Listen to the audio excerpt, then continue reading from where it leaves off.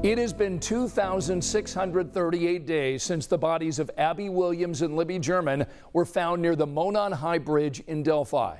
In just a few more days, the man accused of murdering the two teenagers is scheduled to stand trial. Jury selection for Richard Allen's double murder trial is scheduled to begin in 1 week.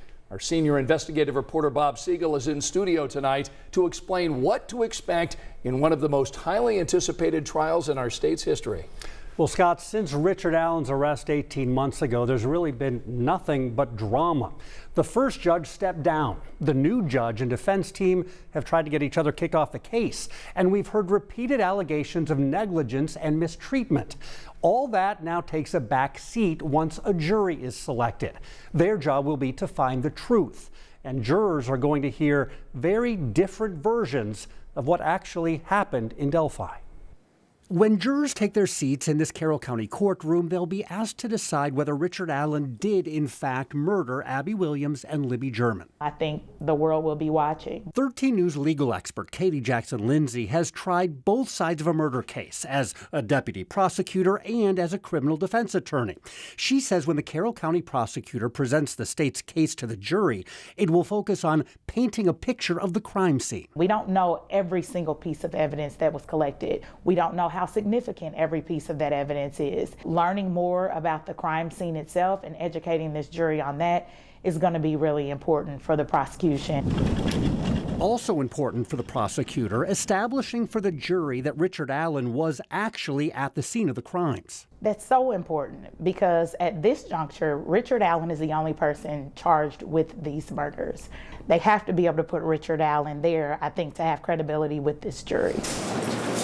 Allen denies having anything to do with the murders, but police say he did admit to being on the walking trails near the Monon High Bridge, not far from the crime scene on the day of the murders, and the jury will hear that. And so the state's going to use that as a very burning piece of evidence to, first and foremost, at least put him in the area and give him opportunity. But on the other hand, that can also cut both ways, because if he truly committed these crimes, why would he admit that? We also expect the state to tell jurors about a bullet found at the crime scene. Even though the court records suggest the girls' deaths were not caused by a firearm, investigators say forensic testing conducted on an unfired bullet found near the girls' bodies show it matches a gun that belonged to Richard Allen. That it's a pretty critical piece of evidence for the prosecution because it's the single piece of physical evidence, as I understand it, that links Richard Allen to the scene. Expect the defense team to challenge that evidence and the controversial science of linking an unfired bullet to a specific gun. And when the state tells the jury that Richard Allen allegedly confessed to the murders while in prison, well, his defense team will push back on that too. As the state's presenting this evidence, we're going to watch the defense challenge every single one of these witnesses in cross-examination. She says cross-examination is when the defense team will try to undermine the credibility of police, how they investigated the murders, and how they singled out Allen. And the defense wants the jury to hear an alternative theory about the murders. Their claim that Abby and Libby were murdered not by Richard Allen, but by people who were conducting a pagan ritual sacrifice. We are going into this trial with a roadmap of the entire defense strategy, and that is that someone else, some other guy other than Richard Allen, committed this crime. This longtime attorney says the big question is, will Judge Francis Gall allow the defense to call their own witnesses to back up that theory, or will she rule their theory is not credible enough to allow those witnesses to testify before the jury?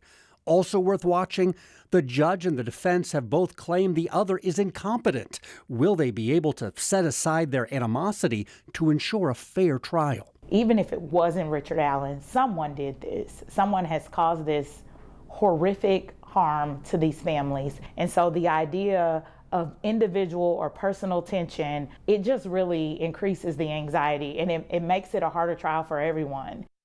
Make no mistake, this trial will be hard, especially for Libby and Abby's families and for Richard Allen and his family. There is another hearing set for tomorrow to determine what evidence can be presented to the jury, and then the trial is supposed to begin 1 week from today. From jury selection to opening statements to verdict, 13 News will be there to bring you complete coverage every day. I'm Bob Siegel, 13 Investigates.